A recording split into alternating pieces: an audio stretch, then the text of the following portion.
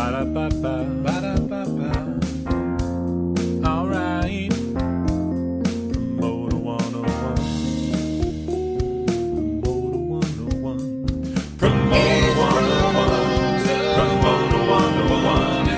Promoter 101.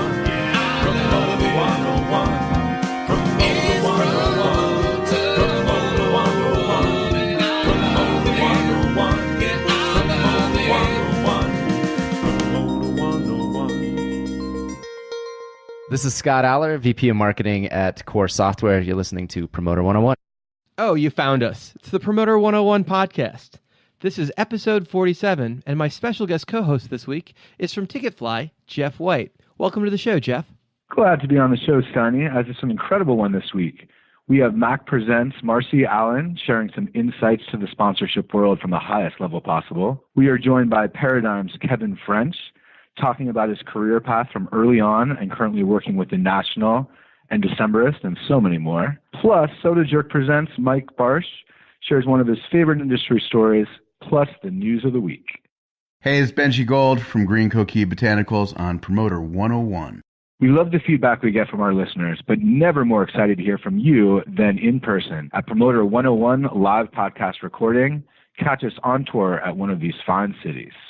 Next week, it's finally upon us, the Western Arts Alliance Conference in Seattle on Thursday, September 7th, with the Triple Doors Scott Ciampino, ICM Partners Andrea Johnson, and NS2's Brian Penix. The Berklee College of Music's Berklee Popular Institute in Boston on Thursday, October 12th, with special guest Paradigm's Todd Walker. And we'll be at the AIBA Conference in Nashville on Monday, October 16th, with a very special surprise guest. Keep up with us on Twitter. Dan is @TheJew, and the show is @Promoter101. That's promoters, plural. Luke is @WLukePierce. If you have thoughts or feedbacks about the podcast, we want to hear from you. Send us an email with your ideas to steiny@promoter101.net. We guarantee a response, usually in moments. Be sure to subscribe to Promoter 101 wherever you podcast, and please help us spread the word by telling your friends. If you've missed any of the past podcasts, you can always catch up at promoter101.net. This week we have a special reissue of episode 27, featuring our friend who we lost this week tragically, from Premier Talent Dave Chumley. Also on the episode, Live Nation's Jason Miller, the Vandals' Joe Escalante, talking about punk rock and practicing law. And if you haven't heard it, it's new to you. This is Mike Barsh with Soda Jerk Presents in Denver, and this is Promoter 101. We want to jump right in with the news of the week. As I mentioned earlier, we lost a friend this week. Dave Chumley was an amazing agent. Such a great guy that was touched so many people and such an outgoing personality. He'll be missed. If you'd like, you can go back and catch him on episode 27. Polestar is reporting the Palace at Auburn Hills is closing after the final show with Bob Seger and the Silver Bullet Band, September 23rd of this year. NS2 has announced that Lisa Roberts will be joining their team as a comedy talent buyer. Polestar is saying Kevin Moore, who headed Mama's Group's Great Escape Festival in Brighton since 2012, will leave the company September 6th. And finally, we want to take a moment to shine a spotlight on CAA's Brian Hill as Promoter 101's Badass of the Week. He's ethical, friendly, and a great family man. Always great to share a drink with, making him this week's Promoter 101 Badass of the Week. Congratulations, Mr. Hill. Hi, this is Heath Miller. Becca Leifer. Ed Mike Cohn. Derek Dimmenstein. Jason Kupperman. Jason Miller. John Schur. Marcia Vlasic. Mike Friedman. Ricardo Bacco. Peter Schwartz. Nick Storch. I'm on Promoter 101. Promoter 101. I'm on Promoter 101. You cannot talk about sponsorship without including Mac Presents Marcy Allen at the top of any list. She joins us next. Promoter 101, we're at the Plaza Hotel in New York, and I'm joined by an icon in the marketing world. Marcy, thank you so much for being with us. Absolutely. Only took me an hour to get here from downtown. Wow, aren't we in downtown? No. That's an amazing... No one goes above 14th Street. My Seattleism is just coming out right there, huh? I feel so fancy. I need, where's Eloise? I need some tea. I love that. Yeah, it's the funniest thing when you come to this hotel. There's so much. I think Home Alone 2 the second I walk in. Oh, absolutely. Yes. I mean, I think I came here 5 years ago. So unless you have, mega bucks, clearly you do. Not many people stay here, but... Yeah, that happens, right? Let's talk about the marketing world that you're in, because you do it on a level that not too many people can play at, and you do it with the best clients in the world. So can you give a little background of what that is and it entails? Well, thank you. First of all, it's been a long road. I've had Mac Presents for 13 years, and it's funny. I always say I used to be the redheaded stepchild, and now finally I feel like I have off the kids' table and at the adult table. Brands really are playing a bigger role in artists' careers than they ever have. You know, when I started this agency in 2004, music sponsorships was $550 million piece of business. And now this year in 17, it's 1.5 billion. There's not a lot in the music industry that's tripled in value. Shit, that's good. Yeah. Now, sports sponsorships is still 92 billion. So we're still the redheaded stepchild compared to sports sponsorships. But nobody's making fun of you. No, it's not. You know, I always like to say, I remember all the artists, not to name any names, John Mayer, that back in when I was doing my festival in Atlanta on the Bricks, you know, were saying, take the scrims down, that had all the corporate logos on it. And that was why my music festivals were free, because they were funded by corporate sponsorships. And now it's funny when I look back, because I ended up doing his first big global endorsement deal with BlackBerry in 2007. So some of the best looks in the industry is like Billy Joel's your guy, right? Billy Joel is my guy. We've been working together now 4 years. Dennis Arfa, his whole camp, and have been really just honored to be a part of his franchise at MSG and working on the city sponsorship. And, you know, and he hadn't done a lot of partnerships. And more importantly, Chase, as you may or may not know, is one of the big sponsors at MSG. So we were able to come into the house that Chase is heavily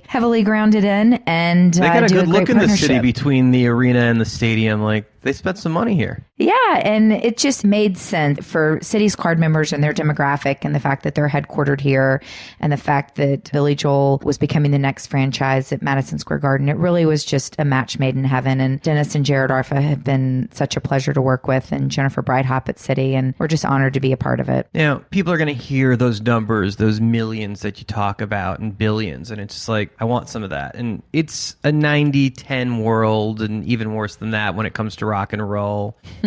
Sometimes 95.5. You know, it's the 1%, right? But there's money in sponsorship and endorsements for the smaller acts at each level. I mean, obviously it's bigger money at the level of a Billy Joel or a John Mayer, but there's ways to get into this at a smaller scale, right? Absolutely. I mean, I was in my long car ride from my office in Flatiron up here. I was talking to Paul Steele, who's the manager for Judah and the Lion, and they were looking money to offset the cost of their bus, and it wasn't a lot, and we were able to go and find a partner in a couple of days. And, you know, I think that that's one of the misconceptions sometimes about what Mac Presents does. It's like, oh, you just do the big deals with Foo Fighters and Rolling Stones and Green Day, and it's actually quite the contrary. Like, we pride ourselves on helping the little artist, because in my mind, I still look at myself as a little entrepreneur. I mean, you know, the little engine that could. We're going up against, you know, the Live Nations and the AEG sponsorship departments on a daily basis. And so we have to be nimble. We have to be quick. It's a little guerrilla style. We turn over every rock looking for dollars, whether you're a Judah and the Lion or whether you're a Mick Jagger and Rolling Stones. And it's really about a win-win on both sides. So when an artist or an artist manager comes to me and says, I'm looking for dollars, my very first question is, what is it for? Is it that you're just trying to buy a new house? Because that was once an answer I got. Is it that you're trying to get a bus, that you're trying to get more production, get a second screen, get an opening act that you can't afford, or that your promoter won't pay for, or just tour support that your label won't give you? And then that gives us the story to then go to the brand and say, okay, here's what the artist is looking for. Now tell us what it is that you need. And the brand may say, we need in-store appearances, we need social media posts, we need a PR campaign, we need a performance at our annual conference in Florida, whatever it may be. And that's really why we're successful at what we do, because we look at what both sides want, and then we try to create that, connect the dots, and build that 360 program. Okay, and talk about matching up the right artist with the right brand, because that's got to be, the real proof is in the pudding, right? It's either going to work or it's not. It's got to be a good marriage. Well, it does. It has to be authentic. And more, you know, millennials and specifically Generation Z, they're very savvy. They see through the BS. They see through the fake. Like, you're not going to see me do a deal with an artist that's holding a Fiji bottle saying, and as much as I love Fiji, hey, I drink Fiji and you should too. That's not cool. I mean, what's cool is when Foo Fighters record their album in their garage and they decide they want to go play 8 fans' garages for 50 of their friends, and they need to come up with over $1 million. Oh, and by the way, the brand can't have any signage, but that's okay because you're bringing the band's vision to life. And we were able to do that with Best Buy and BlackBerry years ago. And those are the fun things. Those are the That had to be a goosebumps. challenge and a half to figure out. Oh, you have no idea. The site visits. Well, we're not going to do that house because it looks like a crack house. So I mean, it was That's a good very reason. interesting. But it was, Foo Fighters and Sam Management. I've worked with them for over 10 years, and they're so creative. They're forward thinkers. They keep me on my toes, and they challenge us to help fund the band's visions. And that's what we do. We recently worked on behalf of Foo Fighters with their Capital One sponsorship. They're sponsoring Cal Jam, their big festival that they're doing in October, as well as their tour in 2017 and 18. Now, there is a new space in this world where sponsorship seems to be everybody's first answer. Everybody wants to do something stupid and fun and bigger, and they want sponsorship to pay for it. Convincing sponsors to do that, which becomes your world, has got to be a realistic that's never going to happen, or maybe I can sell it if. Well, it's funny that you say that because sometimes it's the craziest ideas that end up getting funded. Creativity is key. People don't want to hear the word tour sponsorship. That really is a dead word.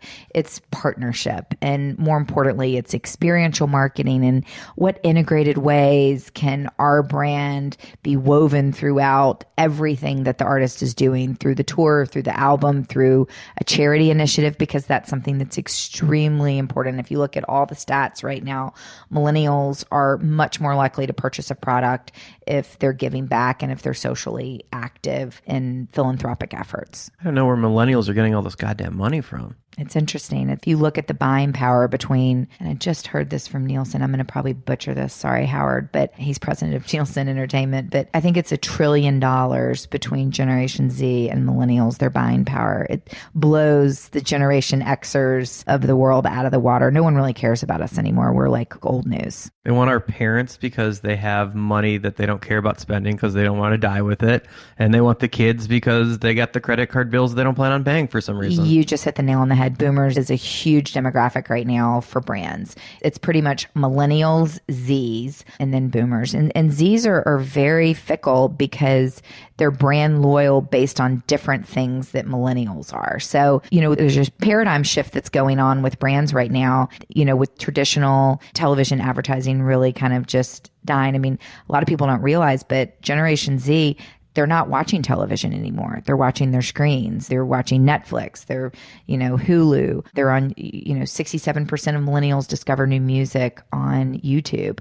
I mean, you and I used to go down to Cats or Turtles or Tower Records to hear the new Counting Crows or, Smashing Pumpkins album. And my 13-year-old stepdaughter's going on YouTube and comes and says, oh my gosh, I really like the new Imagine Dragons single. It's just completely changed how this demographic is consuming content. Yeah, it's a different, faster pace. Now, you're dealing with some of the biggest acts in the world and some of the biggest brands in the world, but we first met in Nashville more years ago than I want to, announce. But between here and there, that's got to be an amazing path. Why'd you leave Nashville, and how did this build into this machine that The you've built? $64,000 question. Well, you're the gold standard of this now. I mean, that's a there's- huge change. Not that you weren't doing solid business then, but I could give you really moved up. the PR line, or I could just shoot straight with you. I got divorced and I wanted to get the heck out of Nashville. Packed up my truck and my 2 dogs and drove in the snow. Drove a 20-foot truck because I couldn't get the movers to go through the snow because there was this huge snowstorm up the whole East Coast and no one would drive the truck. And I was determined to Going leave Nashville. today. And I drove the truck with my 2 dogs up in the snow very carefully. And there was something about driving over the Brooklyn Bridge. I remember it like it was yesterday. It was January of 2010. That was so freeing. And I lived in a studio apartment with my colleague Jessica in Dumbo. Brooklyn. Oh yeah, representing Front Street right next to the projects. And that's where I walked my dogs. And, I look back on that though, and it was the best time of my life because I think that, I've been in the industry almost 25 years and there's moments, and if people say they're lying, but there's moments where your career's peaks and valleys. And I was definitely in a valley, and I realized that I needed to go back to really focusing on what I love and what made me happy. And I'd always wanted to live in New York. So I called Jessica on Christmas Day and said, do you want to move to New York? I saw on Facebook that my girlfriend, Ina Jacobs, she was on tour with John Mayer at the time, that her apartment was available for sublet. And so a month later we moved. I packed everything up and moved up here and never looked back, and didn't have a client for 9 months, and pounded the pavement and met with anyone who would possibly meet with me, went the wrong way on the subway, lived in 3 different apartments. And then the next thing you know, I closed Microsoft and worked on Katy Perry, Maroon 5. And as they say in the industry, it only takes one deal to really establish yourself. And that's what happened to me in New York. And I think that I quickly learned that Nashville is not New York. I think that I was like, oh, I've been in the music industry for so long, I'm going to just move up from Nashville to New York and everyone's going to welcome me with open arms. That wasn't exactly what happened. So it was a lot of hard work, and it was a lot of afternoons that we took off to go to the movies because we had zero going on. And you were in Nashville, right? No, I'm talking about when I was in New York. No, Nashville, we when had you're a trying to get things thriving going. business. Okay. I mean, we were doing Keith Urban, we were doing Tim and Faith, we had Jonas Brothers tours, we were killing it. But to move my entire company, which is what I did, and relocate to New York City from Nashville, Tennessee, was a gigantic move. And I just think that at that moment in my life, I had nothing to lose. I was newly divorced, and I guess just took that shot. And I'm so happy I did, because my business exploded. And as much as I love Nashville, I mean, my husband and my stepdaughters live there, and I split my time between Nashville and New York now. I couldn't really imagine moving my business back to Nashville, because it thrives so much here in New York, where brands and agencies and really Madison Avenue is. Do you see opening up additional offices in those markets? No, I mean, our office is New York. We have people that work out of Nashville, out of their homes in Chicago, but our hub is here in Flatiron and on the same street as Spotify. Anheuser-Busch is a couple blocks away. Sony Music is a couple blocks away. William Morris Endeavor. I mean, Flatiron's really becoming the hub for tech and music and culture, and it's an exciting time to be in the heart area of of it, town. yeah. We really are. So next time you need to come on down to the Ace Hotel or Check it Nomad out. or Edition. I'm all about hanging in here. So I'm down. Managers and agents and young artists that are listening are going to want to know, what are the things that they need to have in place to qualify and be attractive to sponsors? Most importantly, you have to have a story. I tell people I'm a storyteller. You have to build that story. What is it that the artist has been doing? When we started working with Khalid, with Courtney Stewart, his manager, and with Kara Lewis, with CLG, who we share office space with, we did the deal with Forever 21 before American Teen had even come out in March. We knew the first single was going to be Location. He was a 19-year-old Army brat from Texas and with the voice of an angel. And I remember when we first met him, and he was very into fashion. He very much was a tastemaker, and we felt was going to be a leader for the Generation Z millennial demographic. And we just had a conversation with him about, what he's passionate about. And he didn't have a single on the radio.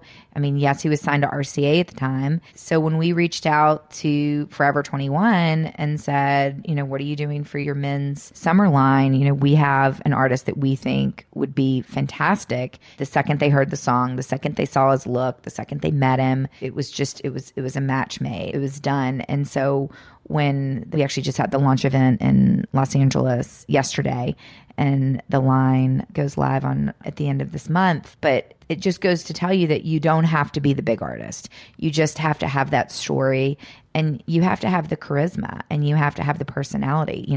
I'm put in the room with artists sometime, and it is painful because they can't carry on a conversation. So how am I supposed to put them in front of a brand and say, this is someone that should be representing your brand, because they're so outgoing? Now, good luck having a conversation with them, because they'll say 2 words. That's when you go with the Mystique vibe, right? Yeah, you need the personality. It's so important. I mean, I'll meet an artist and I'll either instantly feel it. I mean, it was like when I met the Strumbellas, and when I heard their song Spirits, when Daniel Glass at Glassnote played it for me, I was like, anything I can do to help this band. We booked them on the Nielsen Grammy Party. City sponsored their album release event at the Box. We worked with them on the City Culinary event this year. I mean, we have an ongoing relationship with the Strumbellas, and I talk about all these different artists because I do think that a lot of people think that we just work with the larger artists, and it's just not true. We work with the people that we want to do. You know, people say, when did you realize that you were successful? And I said, I realized I was successful when I could start selecting who I do business with.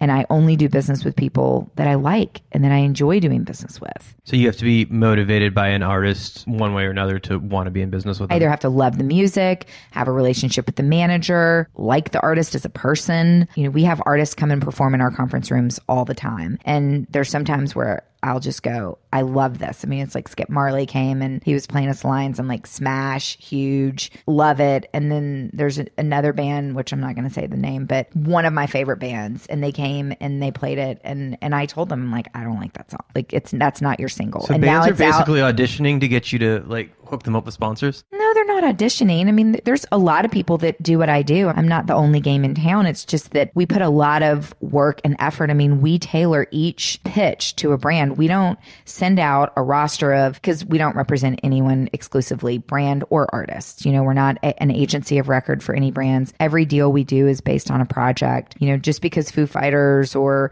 Billy Joel come to me and say we're looking for a sponsor, I'm sure they're talking to other people. I don't ask for that. I don't ever want someone to feel like they have to work with me. I want them to work with me because they want to work with me. But when we pitch a brand, we tailor, we create a video, we create that story, we tell them how they're going to be able to amplify that program, how they're going to be able to measure their success, their ROI, and more importantly, how all the different extensions from PR to social media to performance to tour, whatever it may be. And we really build the whole package for them and tie it up with a bow. And then that way they can't say no. Man, I'm sold. Where do I sign? What can you do for Promoter Well, 101 brand? I Jesus think that I Christ. just already recruited you to move back down to where the normal folk live. You know, I'm just going to keep giving you a hard time about this. Well, I feel so fancy. In the I'm plaza. going to give you the truth. I took this trip with my wife, and you know, if you can stay at the plaza and give your wife that experience, you should absolutely do that.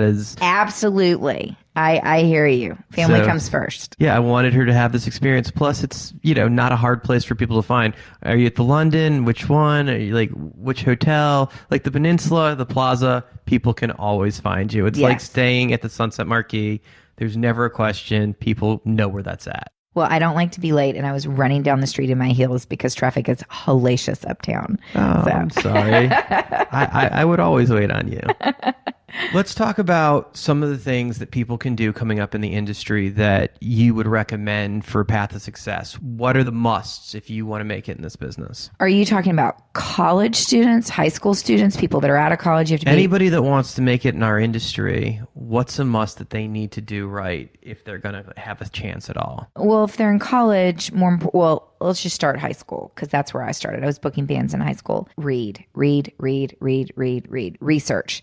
If I'm in a meeting with someone that wants to be in the industry and they're like, I'm so sorry, like, what's the difference between an agent and a promoter? Like, you're never going to make it. Like, you have to know the industry. I mean, I wish I could say there's like one book that you could go out there and read. I mean, there's, you know, Ray Waddell has a great book and obviously Donald Passman, but you know, Steve Stout, but there's not a great music industry 101 book. I think that that's a big niche that someone could fill, but I think the Bill Graham book kind of like hits it, is. at least for promoters. that's true. I was just thinking more overarching of the whole Industry. industry because I think that that is one of the hardest things when you're first getting your feet wet in the music industry is understanding what an attorney does versus a publisher versus a record label, you know, versus a publicist, etc. So the most important thing as you're starting out is you have to learn the industry, learn the players, learn who controls the rights. I mean, yes, we all know it's ultimately the artist, but, you know, that changes, you know, depending on the type of deal, and then especially with 360 deals now. And how many artists are actually making those decisions for themselves anyway? Correct. And if they're actually even writing their own songs. And then moving on into college, the most important thing is internships. You know, I hear these students that are like, oh, this summer I went to Europe and this summer I went, and like, that's great. But then if you're going to go, that's the only time you can really go and spend the summer in Europe or Australia or Asia. But when you're back in school every single semester, you need to be doing an internship, and you need to be doing an internship with all different facets of the industry, because you don't necessarily know when you're a freshman if you want to be a manager, if you want to be an agent, or if you want to work at a record label. So experience it all and then see what shoe fits. See what, gets you excited. I always say that if you don't wake up every morning and are ecstatic to go to your internship or your job, then something's wrong, because we're not curing cancer here. It's rock and roll. So you've got to be happy in what you do. And the barriers to entry are pretty ridiculous in this field. Regardless of what part of entertainment you're in, everyone wants to touch a little fame and be able to get past the opening lines of making $200 a week doing something. But we all really did hard. that. And I think that the people that aren't willing to make $200 a week, they're not going to make it, because name a mogul in the music industry that didn't start at the bottom. Because pretty much every successful person I can think of started in the mailroom, started as an assistant, started sweeping floors, started answering phones at Charlie Daniels' management office when I was 16 years old, and then going on and working for Brian O'Connell and Jeff Gordon at Cellar Door in DC, which That office must have been a ball. rainbows and unicorns. I mean, Brian still to this day does everything in pencil, so I got to imagine back then, like, technology-wise. Well, I was typing Jeff Gordon's emails for him, so. That's awesome. Like, those guys clearly have gone on to take over the world of Live Nation. Yes, they have. Very cool. I want to thank you so much for taking time and talking to us and explaining the world of sponsorship and all the success you've had. It's amazing to have you here. Thank you. This has been great. And I think, too, that, one thing that I want to say to all the women out there is, there's still not a lot of women in the music industry. And I hope that all the women that are coming up, that are graduating from college or assistants, on a desk in a management office or a talent agency, they realize that there is so much opportunity right now in the music industry. You just have to kind of find your niche. And that's what I did back when I did music festivals, and now that I do music sponsorships. You got to find your niche and you got to own it. You can't be everything to everyone. You can't be a booking agent and a manager and a A&R at a record label. Like, just figure out your lane, stay in it, keep your head down, stay out of the politics, keep your skirt down, and you'll be successful. Keep your skirt down. Good suggestion for guys, too. Thank you so much, Marcy. You're welcome. Thank you. Marcy's a class act. They should make a TV series based on her life. I know I'd watch it. Bob Rupp here on Promoter 101. We named the show after the tweets, so let's talk about this week's Promoter 101 tweets. When a venue GM asks what the artist talent fee is on a date that you were four-walling in their room. Yeah, pass. Next question. When you were told the manager could not be reached regarding a challenge because he is out of town, as if the technology of email and cell phones did not exist yet. Yeah, that's just a lame stall technique. Don't think so. When an agent wants to push a show from a theater into an arena just to get the gross potential up, regardless of the lack of demand of the extra capacity. Yeah, this is just a numbers game. Let's get the gross up on paper so we can ask for a higher talent fee, knowing that we're never going to sell the tickets to begin with. That does it for Promoter 101 tweets. You can follow Dan at the Jew on Twitter. I'm Dave Geller, right here on Promoter 101 podcast with Dan Steiny Steinberg. Who am I? I guess I'm the manager of Thievery Corporation Emeritus. We have Soda Jerk Presents Mike Barsh on for War Stories this week. Cannot wait to hear what he's got up his sleeve. Promoter 101, we're at that point of the podcast where we're doing the war stories, and joining us from Soda Jerk, Mike Barsh. What do you got for us, my friend? Okay, so I have a story. This was very early on in my career and almost resulted in me quitting forever. Quitting the industry? Yeah. I thought I was going to be sued or imprisoned or, who knew what. But anyway, I can't even remember the year. It might have been 97. It was probably 97. And we did a show for the business at the Raven. And we knew that was going to be a rough show, lots of skinhead presence. And so we had hired extra security. And right from the get-go, I mean, the night had started off bad. There were tons of fights in the line, guys coming in with bloody noses and broken noses. And about 2 songs into the first band, our hired security decided they were going to leave because they were afraid for their safety. So they bounced. So now we have a show with basically no security, tons of skinheads, all inside, settling old scores, and one... Just another night at the Raven. Yeah, and one bouncer back at the bar, IDing people because back then you had to separate the crowd. So At one point, I guess it was Terry Bones who was playing bass for the business at the time. He went back to try to go to the bar. The bouncer there wouldn't let him back without an ID. They got kind of, heated, and Terry headbutted the security guard back there. Well, most of the security at the Raven at the time were all gangbangers. So this security guard went. He was, naturally pissed. So he went and got a bunch of his buddies, and they went and knocked on the door of the business's RV, to call him out for a fight. So the business comes out for a fight with all these gangbangers and proceed to clean house on these guys. You don't want to fuck with those guys. You don't want to fuck. These old are school UK oi band. Yeah. I don't think that's a good idea. These are English fucking bad guys from the streets. And so they took care of these guys pretty quick. Well, their best song ever is Drinking and Driving is So Much Fun.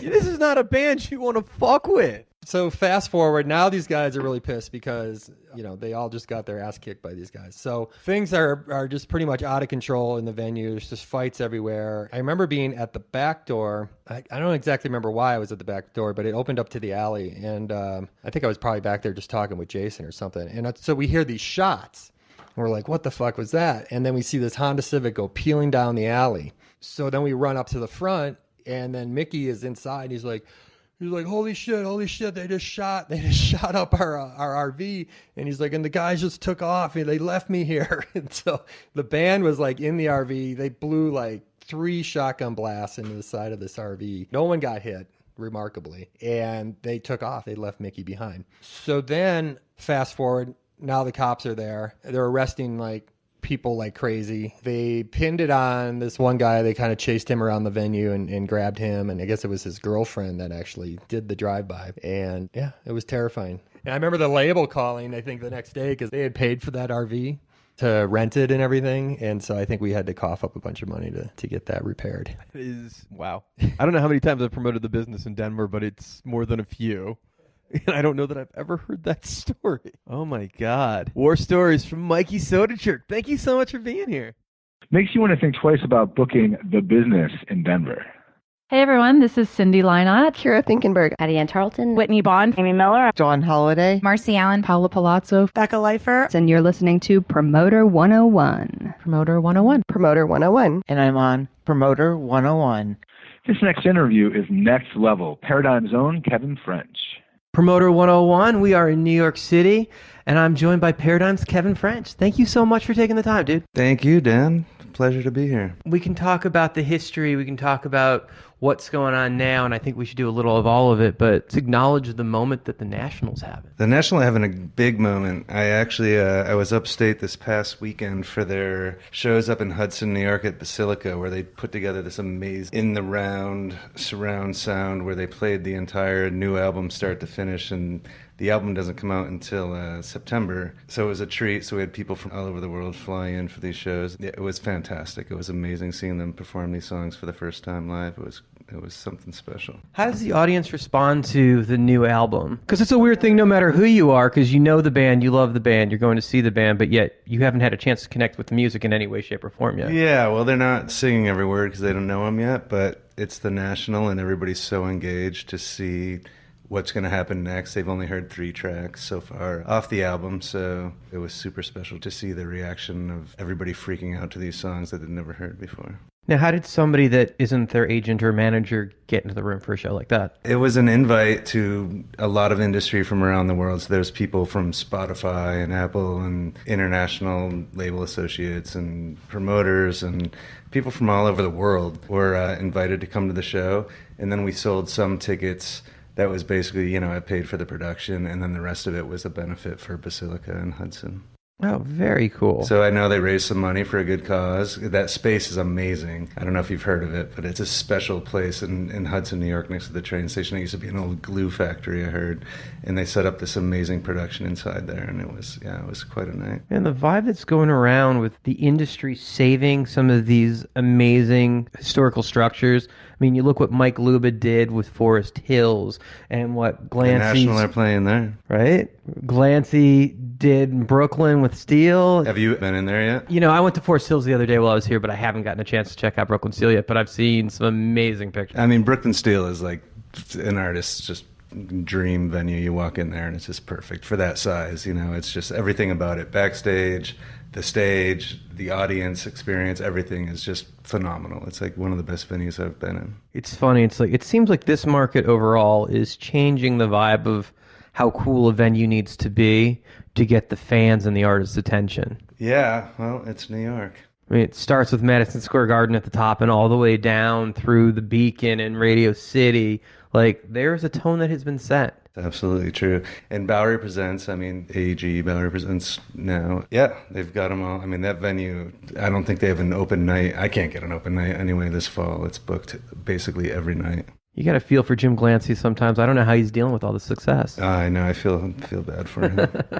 So let's talk about your history. How did you get into the business? And, you know, you had your own company, but what got you into it? Long version? Medium. Yeah, medium. Okay. Back in the mid-'90s, I opened a coffee shop / music venue in Western Massachusetts, and it was the first coffee shop vibe thing going in Massachusetts at that time. Well, in Western Mass anyway, in the Berkshires. And I started booking music a few nights a week. And I'm sure you don't remember this guy. Mark Curry was his name on Virgin Records back in the mid-'90s. And he was like, I don't know, I heard him somehow through a friend. Wasn't it a comic that had like a sitcom? Oh, no, not the comedian Mark Curry. There was one though, right? Yeah. There is. Hanging with Mr. Cooper. I think he's still, Mark Curry. I think he's still hanging in there. So this guy, Mark Curry, I heard this album and it was out on Virgin. I think it was 94 and it was just fucking amazing. And I had the CD playing in my coffee shop, and inside the CDs it had his management contact. And I was very cool, so I had the Village Voice, even though New York City was 3 hours away from my venue,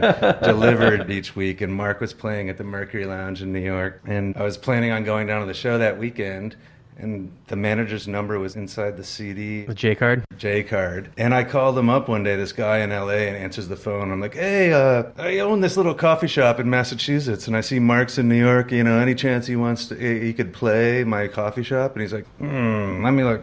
Yeah, give me $500, I'll be there. I was like, you're shitting me, really? And this was like a week away. So I drove down to New York that weekend, went to the Mercury Lounge, introduced myself to Mark, and was like, hey, you know, you're playing my coffee shop tomorrow night. Did you know that? And he's like, hey, fuck. I mean, this guy, by looking at the J card in the CD, I thought of him as this clean, like, beautiful singer. I mean, he was the most fucked up, tattooed, wearing this top hat, like just crazy drunk guy. And I was Picture like, was taken from the right angle for the album, huh? Yeah. No, he changed a lot in those couple of years. Anyway, yeah, I walked in the venue, introduced myself. He did well in New York. I guess Mercury Lounge was sold out.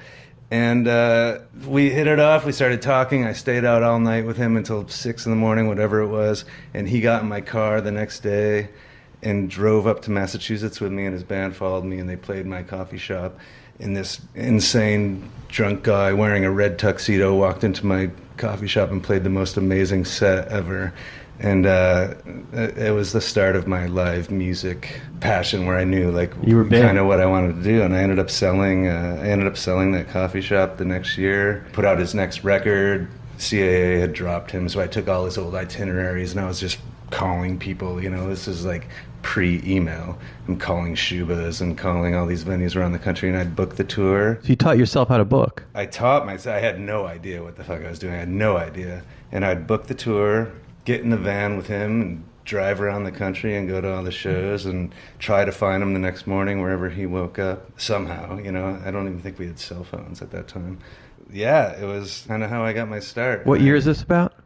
My coffee shop was 95 and 96. So yeah, like from 1997 to 1999, I was basically on the road with Mark Curry, driving around the country and just like... So you learned every last venue and you met all of these guys that were on the road. Yeah, I met a lot of people. I learned somewhat what you were supposed to do, I guess. Not really, but I had an idea of what I wanted to do at that point, and after a while, that ran its course. I realized I couldn't make him want to be a rock star. He didn't care. As long as he could just get drunk each night and get on stage and have a great time, that's really all he cared about. I was trying to make him a star, and we had a couple of close calls over those couple of years where he almost got re-signed to labels and stuff, but at the end of the day, it just didn't happen. But it happened for me, and I said, fuck it, I'm going to move to New York and start a booking agency. And I didn't really know what that was, but I did it. Kind of worked. Nice. And at some point, you transformed from New York and you moved to the West Coast, right? I started, it was called Big Shot Touring Artists, and I started it in New York in 2001. You should absolutely move to New York when you're doing a brand new business because it's cheap here. Yeah, and you should do it in 2001 too, right when the World Trade Center is about to get blown up. But yeah, I moved down there. I lived in a crappy little apartment on Avenue A and 10th Street, which was, I don't know, 50 yards from Brownies, which was this super cool little rock club for Mark for Yellow decades. booked that place. Yeah. And Respect. I lived there. Eric Speck, man. And I basically lived there. I'd go there every night. But I mean, I got really lucky. I feel like one of my first bands that I ever met and started booking was the Walkmen. And I think that it was maybe, I think it was maybe their second show they ever played that I took over and started booking them. And from there, it kind of, I don't know, it was the right place, right time kind of situation where I was booking the Walkmen. That led to French Kicks, and like Isaac Green had Startime Records, so I basically had his roster. I had the Walkmen, French Kicks, the Natural History, Brian Jonestown Massacre that year, and I had quite a little roster, and I had no idea what the hell I was doing. That's some straight up rock and roll there too. Did you read that book, Meet Me in the Bathroom, yet? I haven't read it yet. Is it good? It's great. I read the whole thing, and I feel like I was at every night. I was at that show. I was at that show. It was, I was there at that time. But yeah, so things started moving. It was the Walkman, Brian Jonestown Massacre and such, and then the Decemberists happened to call me one day. Chris Funk, the guitar player, called, and I was just listening to Castaways and Cutouts, their first album. I think it was 2003. And yeah, I don't know. That happened. Started going out to Portland to visit them and saw people had normal lives. They had cars, houses. They went grocery shopping and stuff. And I was Wasn't like, to have to walk everywhere and take the train. yeah, I was living in this crappy studio, and like I was like, I'd go out there and visit those guys and be so jealous because you wanted they had a Portlandia. Subaru and a house and like a dog, and these are attainable dreams. Yeah, so I moved my company out there for a few years. I met my wife, which was a plus. But yeah, I had a few good years out there. Oh, and meanwhile, like right at that time when I was moving, I started booking the National, which was great. So I got out to Portland, and with the Decemberists and the National and the roster that I had, things were pretty good. Yeah, there's definitely some moments that were about to happen right there. They were about to happen, and like, yeah, it was the National, their first tour that they went through Portland when I moved out there. We had this tour where they were headlining Dante's and the Crocodile and the Bowery Ballroom, stepping up from 300 to 500 cap rooms. But we brought this band, Clap Your Hands, Say Yeah, as a support act. And right when that tour was starting, that band just started to blow up and be this internet sensation somehow. And like the whole tour sold out. We're like, oh, fuck yeah, I think our tour is sold out. But every night, after Clap Your Hands played, the entire room would clear out. And I remember being at Dante's that night, and like it was just empty. Like my wife, but my girlfriend at the time, myself, and 10 other people watching the National at a sold-out show. And then those guys slept on my living room floor. But so I moved it out to Portland for a few years, and it was great, and I had that kind of life. But in 2009, I got back here to New York. It's an interesting moment. Those package things happen every blue moon where the middle act or the opening act breaks a single, and they turn out to be the reason everyone came and bought up the tickets. And then the headliner doesn't get to play to the fans, and they don't stay for him, and they miss what really was the reason the show was there. And it's a very rare thing when that happens, but it's one of those things where you're just like, even if you didn't know them, they must be a good band they're headlining. Yeah, it was one of those things that I think every article, like when the National broke, everybody kind of mentions that tour because it was obvious. I mean, the Troubadour in LA, unfortunately everybody came out to see Clap Your Hands, and pretty much everybody left when the National went on. But 1 year later, that was not the case, and the National broke through. And you appreciate it more that year later when it finally happens. They're in a different place now. Right? Yeah. It's an interesting moment. So what got you to come back to New York? So, yeah, I moved back to New York in 2009 and joined Paradigm. And I guess it was, it was the year before that some agencies started calling. I put myself on the map a little bit, and I had the National and the Decemberists and these acts that I was booking. And it was actually Bruce Solar. It was the first call from the agency group, who I just love Bruce. Mr. Cake. Yeah, and I went to Los Angeles and, had lunch with him and started talking about the possibility of,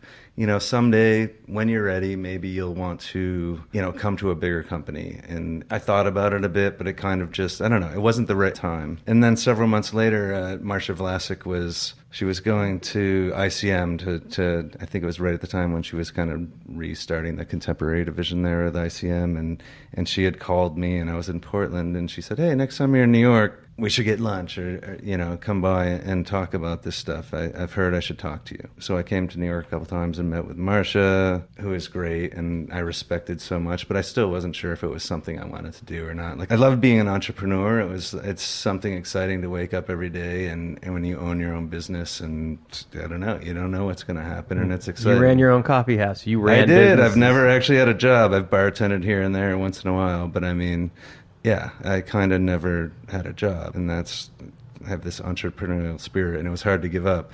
But then I talked to CAA, I talked to William Morris, I talked to everybody. And I came to New York and I sat down in Marty Diamond's office, and I don't know, that first meeting was great and the second meeting was better, but that was exactly his vision for Paradigm. And what was going on is that it was a group of entrepreneurs that were creating the music division at Paradigm. You know, it started with Chip and the guys in Monterey, and then Marty, Andrew Ellis and Galley had just gone over to Paradigm. And I was sold. I mean, that's what he said to me was, we don't want you to change. We want you to come in with the same spirit and run your own business. You basically can run your own business inside of here. And we'll be the back end for you, so you don't have to do that shit. Yeah, you don't have to buy any copy paper or, you know, worry about the payroll or anything. And I was like, It's a cool thing, too, because they basically have built these music incubator offices where you can cross ideas and talk to other like-minded people that have different experiences and different relationships, and you just walk through that office, everybody has their door open, and people like are open to like hearing what your problem is and shooting back some advice. It's like it's a very cool thing to have Matt Galley's ear at any given moment. That guy's a genius. He really is. But there's a lot of them throughout Paradigm now, and we've grown so much, you know, with Galley, and now that the whole Windish team is there, and AM Only, and internationally now. And the now view is internationally, amazing. I mean, the Coda guys have always been friends of mine before this thing even happened. But I mean, Paul Buck actually worked with me at Big Shot Touring Artist for a little bit before he went back to London, back to Coda. But those guys were good friends. We already shared a bunch of clients. It was just this giant natural kind of fit for everybody. Seems like there's a lot of great synergy there. There is, and we just had our first retreat where X-Ray Touring in the UK is now. Oh, did you get to experience Steve Strange? Oh yeah, I mean, I've experienced him a few times. It was the first retreat where Steve and his crew were actually were part of the team, and He comes at 11. Yeah, that's right. Yeah, I love Steve. Yeah, he's great. But I don't know, it kind of feels like one big happy family kind of thing. But it's from the top down, that spirit where, to me, like the people I was talking to, like to go to the other big agencies, whether it's CAA or William Morris or whoever else it was, I love people there. I respect so many agents there and everything, but I don't know. It didn't have the same vibe where I went in with my roster and it was my company and I was still booking my bands. And I think that if I was somewhere else, I don't know, booking a territory for somebody else's acts kind of feels like a job. Like, I don't want a job. I never had one. I want to go. I love that your gig isn't a job to you because you're an entrepreneur. You're booking the bands you love. Yeah, and I'm building a business. Even though I don't own the Paradigm, I still kind of do own my own thing inside of it. It feels like, you know, they let me do what I want and I sign who I want and I do my own thing.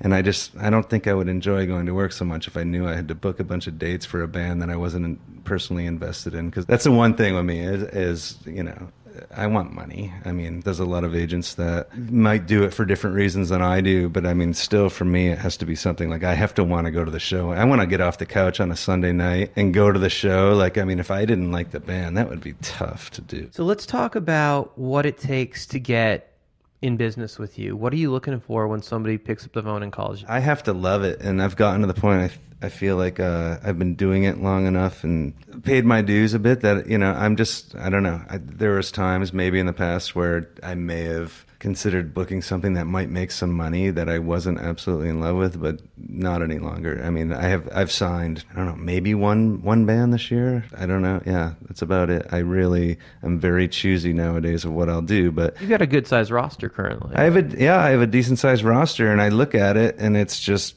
there's nothing I want to change there. I want to add. I always want to add something if it's. But there's time if it's commitment great. already there. It's not like you can take on 20 more bands. You've got bands that are working. So you taking on a band is a resource. Well, that's of time. it. It is, and it's an investment of time, and I have to really believe that it's going somewhere, or I just love it so much I don't give a shit where it goes as long as I get to represent it. And I feel like that about a few of the new acts that I've picked up. I love it so much that I'm of course I want them to become successful. I want to make money. I want them to get big, but at the end of the day, I can't wait to go to their show.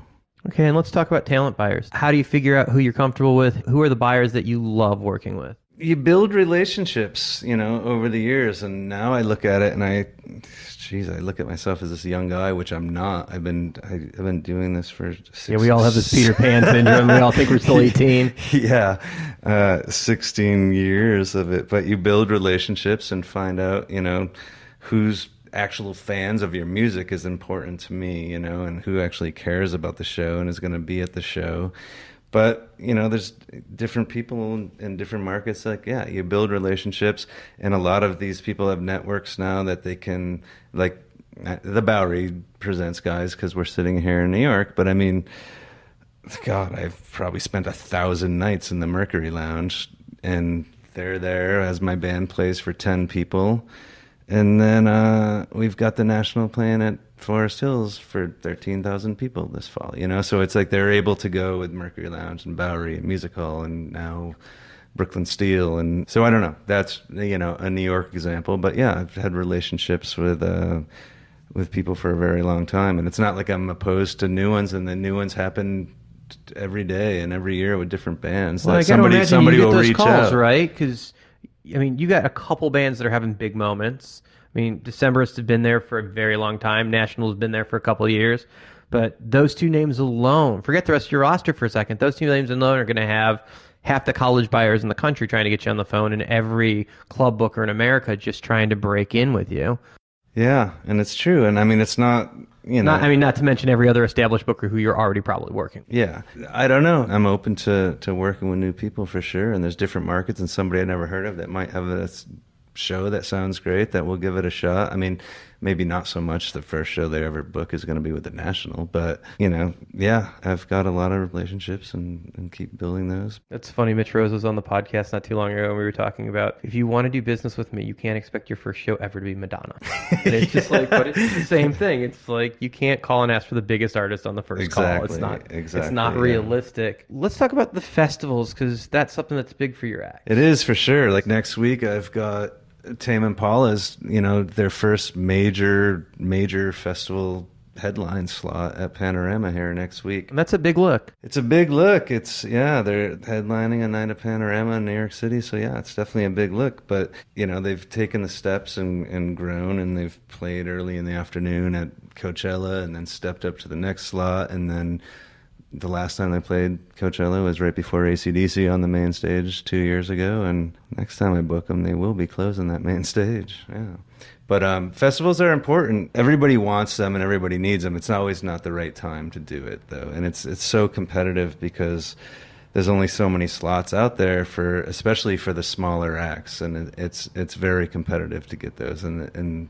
that's the only conversation that the bands want to have is how many festivals are we going to get. And is that a mistake sometimes? It seems like if you are on a festival bill, if you play too early, is it pointless that you're even there? Sometimes I feel like it is, yeah. It's like if it's not your time, maybe you wait. Maybe let's make a fan base for a year. Let's go out there and get some press and build some fans and show the promoter of that festival that you're actually worth something. And maybe you're playing at 3:45 instead of at 12:45 on a small stage. So sometimes is it worth waiting? waiting? You use it. And if Paul's going to book you on Coachella in 2017... Paul Tillett, yeah. Unless you've grown enormously and things have changed, drastically, he's not booking you again in 2018. So you've used up your little chance there, and you have to choose them wisely sometimes. And sometimes it's just not the right option, Like, Go make some fans before you do this. Yeah, it's very rare to see an act play within a couple of years of each other. No, and that's what I mean. Like, you really have to change. Like, all right, when you played last time, you were a different act. This time you're stepping up, and you're one of the top line acts, and something's changed a lot in the last couple of years. And I think that has to be the case for festival buyers to repeat bookings within a couple of years. So is that something when you're talking to somebody like Houston about the play? Are you sometimes you're maybe hold off on that offer for a year? I don't think we're quite ready on this band yet. Yeah, I've had that conversation for sure. It's just do you have to beg the band that maybe that first slot is just not worth doing? I know we can do better if we just wait 1 year. Yeah, and I mean, it definitely happens when you're talking about Coachellas and Lollapaloozas. I mean, those are important, and if you fuck it up, and if you go and play too soon, you're not getting it the next time, and that next time you might feel like, hey, we could have gained a lot more exposure out of this play than we did last year when we played at 11:45 when doors opened. Nobody saw us. Yes, our name was on the bill, but it didn't get us anywhere, and we wish we waited a year. So, as these things become more important, and there's now a gajillion festivals everywhere, yeah, it's a big part of the touring landscape, so. What kind of resources have you picked up, or what kind of mentoring since you've come to Paradigm that's changed the way you do business? The mentoring thing is great, to bring up Chip for a second. I mean, Chip Hooper. Yeah, I mean, Chip and I luckily I got the last year that he was with us there to know him a bit, and we went out to dinner a couple of times just by ourselves and really bonded. But he was somebody that, the entire agency, myself especially, but I mean the entire agency just looked up to.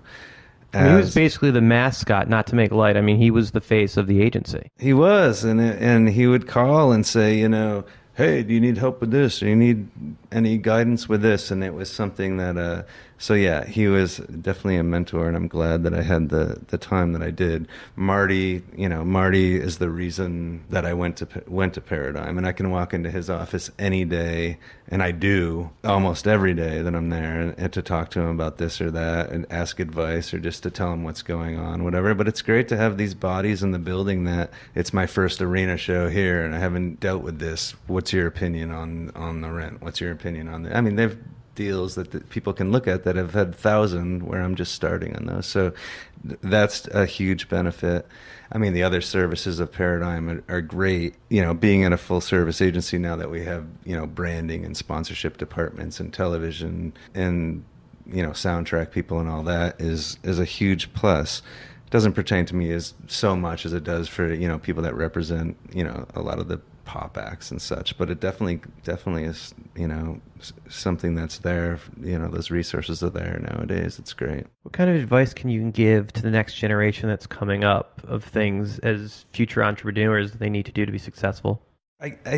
I think it's still possible to do it the way I did it. I mean, most agents I know, well, not most agents I know, but everybody that's starting out, that's growing into an agent, you can go and you can start in the mailroom and go that route. And you start in the mailroom, you get assigned to somebody's desk, and you pay your dues for a couple of years, and you get further and further, and hopefully, you got your shit together, you got a good head on your shoulders, and people like you, and you've got a good ear, and you become an agent. I don't know if doing it the way I did it, it's not as easy nowadays, I don't think. Like back in the day, there was just a lot of little boutique agencies, and you could kind of just do it in these bands. Like, oh yeah, be my booking agent. And I don't know, it seemed easier to do it now. Everybody's kind of, there's not a lot of the little guys left out there, and it seems more difficult now to just start a booking agency. Do you feel like you missed out a little bit, like the grass is always greener on the mailroom experience? Do you think there's things that would have helped? I don't know. I mean, I don't look at it that way.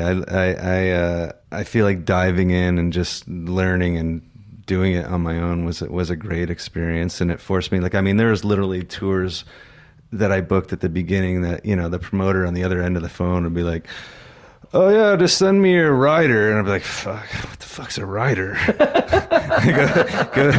go look through some of my books on my desk, and like, oh wait, the other phone's ringing, I gotta call you back. And like, call them back an hour later, be like, oh yeah, I got that rider I'm about to fax over. And it would just, give me some beer and water. Yeah, but no, I think it was good, I was kind of forced to, every day was a big learning experience, and I don't know, you're forced to just make it happen, and like I said, I don't know if that's really possible so much anymore. I don't think I would enjoy working in the mailroom though. Is there any one market that always surprises you that just doesn't perform well, that you're always like, why did we play here again? Let me think about that. The market that just doesn't perform, that I just don't learn my lesson and send people. For me, back it's Bakersfield. I always wonder how I get talked into Bakersfield. I can say that I don't think I've ever booked a show in Bakersfield, California in my life. Yeah, I don't think it's happened. That said, I sold out my last 2 Paradigm shows in Bakersfield for some reason, ironically. Who the hell sells out in Bakersfield? Well, Sturgill Simpson does, and so does Eli Young Band, who were a Paradigm act when I booked them there. Well, I guess I could see that happening. I mean, if anybody's going to sell out in Bakersfield, those are two good examples. Those definitely of what make might sense. work there. Geez, yeah, I don't know. You caught me off guard on that one. That's all right. Yeah.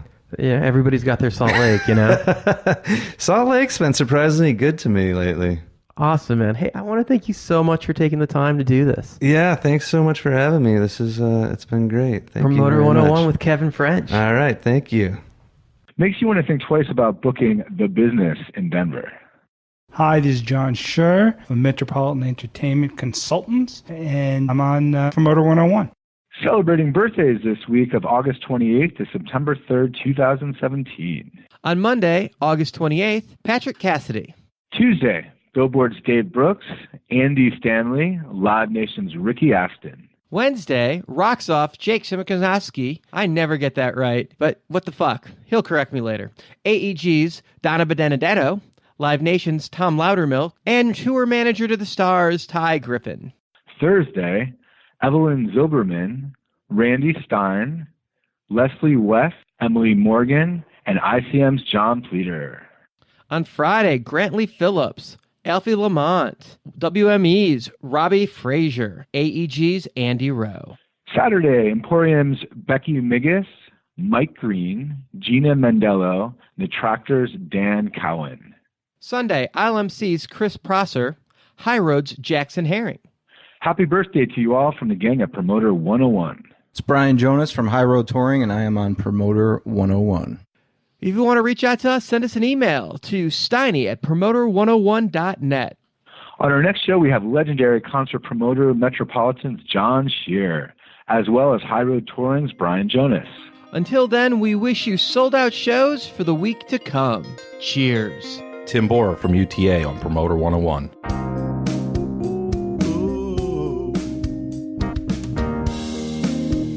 Ba-da-ba-ba.